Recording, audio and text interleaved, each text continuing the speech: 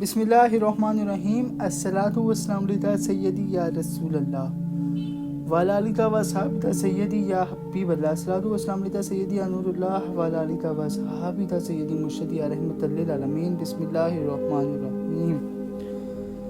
مولا اپنے خطبے میں فرماتے ہیں کہ شبہ تو شبہ اس لیے کہا جاتا ہے کہ وہ حد سے شباہت رکھتا ہے، تو جو دوستان خدا ہوتے ہیں ان کے لیے شبہات کے اندھیروں میں یقین اجالتا اور ہدایت سمت رہنما کا کام دیتی ہے، اور جو دشمنان خدا ہیں میں وہ ان شبہات میں گمراہی کی دعوت و تبلیغ کرتے ہیں، اور توری و بے بصری ان کی رہبر ہوتی ہے۔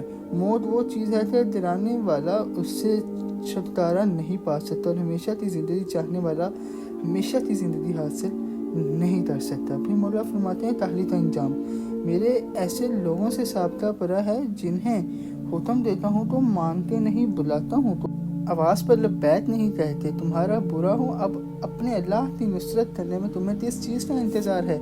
کیا دین تمہیں ایک جگہ اکٹھا نہیں کرتا اور غیرت و حمیت تمہیں جوش میں نہیں لاتی؟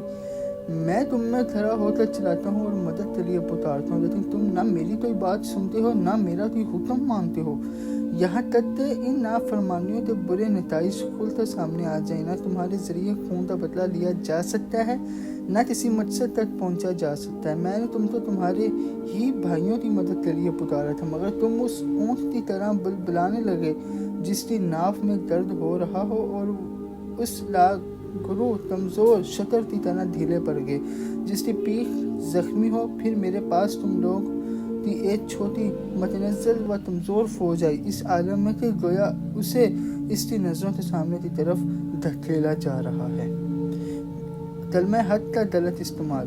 مولا فرماتے ہیں جب آپ نے خارج تک کو لا حکم اللہ ہی کے لیے مخصوص ہے سنا تو فرمایا یہ جملہ تو صحیح ہے، مگر جو مطلب وہ لیتے ہیں وہ غلط ہیں۔ ہاں بے شک حکم اللہ ہی کے لیے مخصوص ہے، مگر یہ لوگ تو یہ کہنا چاہتے ہیں کہ حکومت بھی اللہ کے علاوہ کسی کی نہیں ہو سکتی، حالانکہ لوگوں کے لیے ایک حاکم کا ہونا ضروری ہے، خواہ وہ اچھا ہو یا برا۔ اگر اچھا ہوگا تو مومن اس کی حکومت میں اچھے عمل کر سکے گا، اور برا ہوگا تو کافر اس کے عہد میں لذائذ سے بہرہ اندوز ہوگا، اور اللہ اس نظام حکومت میں ہر چیز تو اس کی آخری حدوں تک پہنچا دے گا۔